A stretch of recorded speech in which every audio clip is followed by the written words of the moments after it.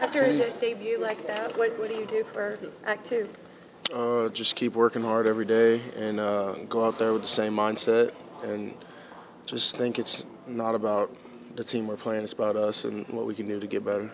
Is it difficult to put something like that behind you and focus on the next opponent with everybody around the country talking about your performance? Not at all. I mean, everything, it's always about the next performance. It's what have you done for me lately, and I just have to keep producing the way I have been. What's life been like the last few days as your name has been brought to the national spotlight? I mean, it's been nuts. I mean, walking around, everybody like looking at me and all that stuff. I mean, it's been crazy, but I mean, it's kind of fun. I'm just trying to live my life like I always have. Can you have when you hear people talk about you as a Heisman Trophy guy already? You know, you hear guys saying that on ESPN and things like that. I mean, it's nuts. I mean, that's something I've always wanted to do is win a Heisman. I mean, you grow up and watch all those guys like Reggie Bush and Matt Leinart and even Johnny just a couple years ago, like them winning the Heisman. I mean, it's something that you always want to do growing up playing this game. As convincing a win as you guys had, have you seen the guys going back to work hard in practice? Oh, absolutely. I mean, we know we have to. We still have a chip on our shoulder, and I mean, people still feel we aren't that good, and that it was a fluke that we beat South Carolina like that. And I don't think that's it at all. And I mean, I'm still trying to prove everybody wrong too.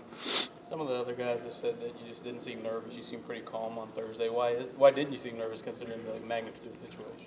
I was too excited to be nervous. I mean, I was so pumped up for that game, and I mean, there was nothing really that scared me about that game. Everything that they, like South Carolina's fans and all that stuff, were doing, it just kind of helped feed that. I don't know, just pump me up even more. A lot of times when you're excited and pumped up, you're throwing the ball all over the field, over to throwing guys and throwing it too hard, but you were able to control all that. How were you able to do that? I mean, the receivers made it easy. I mean, they were out there just snagging the heck out of the ball, which made me look good. I think people forget about Malcolm Kennedy being out there. You know, it's almost a quiet night, and yet he goes out and has 14 catches. I don't think you could forget about him. I mean, he had the ball in his hand 14 times.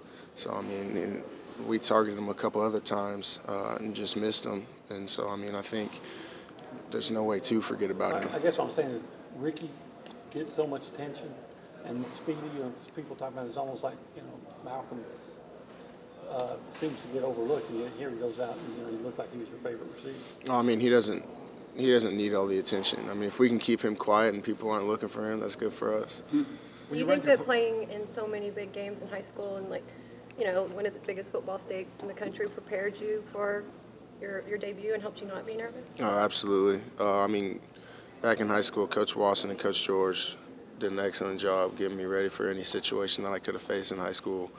And I mean, I think I faced a ton of situations that only come in like a high pressure game. And I mean, seeing that in high school has definitely helped me be more comfortable now.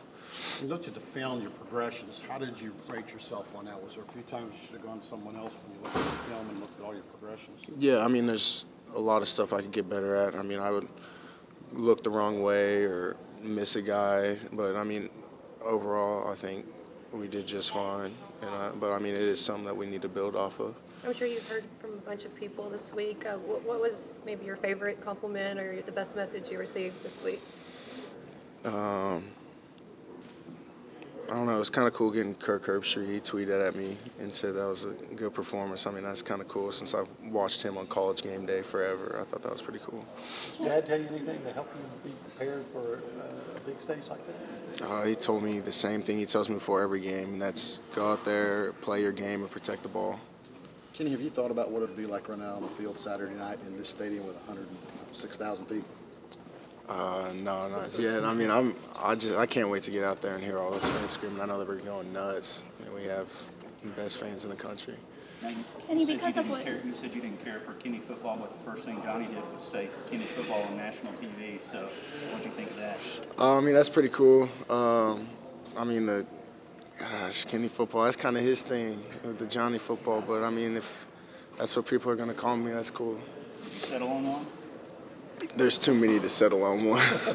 A lot of people on Twitter suggested that you be called Kenny Trill. Do you like that one? Yeah, well, I kind of like that one. That one's cool. But I heard there's like Kenny Trill, Kenny Thrill, King of the Hill, Kenny Football, Kenny Chill. Kenny touchdown.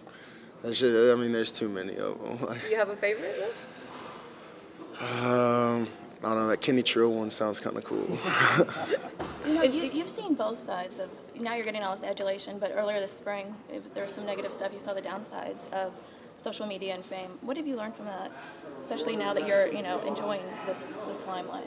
I mean, you can't listen to what people say. I mean, you can't just harp on everything they're saying. I mean, you can't let it get you down. You got to look past it. And I mean, it's the same thing when you're on top. You can't let you get bogged down with what everybody's saying. You got to keep working every single day.